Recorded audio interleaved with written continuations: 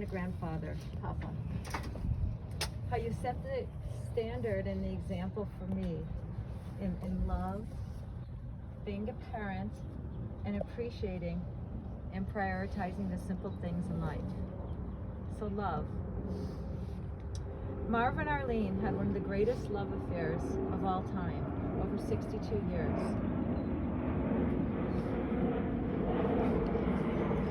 A lot of planes today. Some pattern.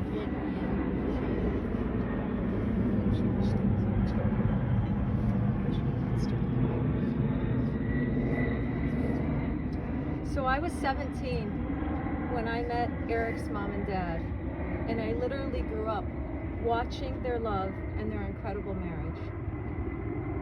About a month ago, I was visiting with Marv alone in his room at the hacienda, and we had one of our truly last coherent conversations together that day. He said something to me that I thought was pretty profound at the time, and he said to me, you know, if you are lucky enough to find love in life, don't blow it. He says you need to tell the person you're with every day and show them that you love them and that love will never waver. And he really lived by that rule. He never went to bed without professing his love for Arlene. They never went to bed angry at one another. It was Marv and Arlene who taught me what a marriage should look like. And they served as my role model for my marriage for over 35 years to Eric. Marv's love for Arlene was his life's purpose. And despite his own decline in physical and mental health, he still opened the door for her. He still pulled out her chair. It was really incredible to see that love. And it taught me how to be a better mother and a better lover. So the second thing Marv taught me is how to be a great parent.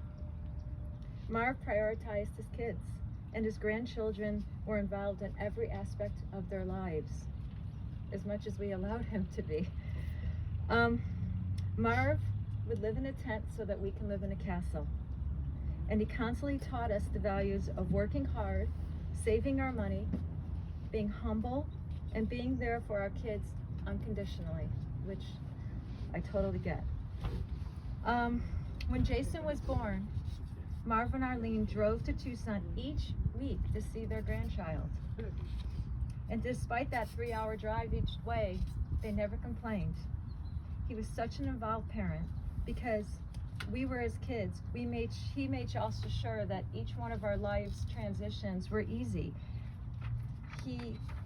From graduations, to moving to California, to moving back to Tucson, to buying our first house, to having children, he was so generous to us with his time, with his money, and his advice. And he always lived selflessly and modestly and under his means. As a parent, Marv was always present and an involved, loving father. And that third thing he really taught me was prioritizing the simple things in life.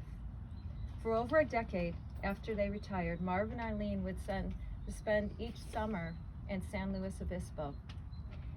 And they found their heaven on earth at Morro Beach in that area of California.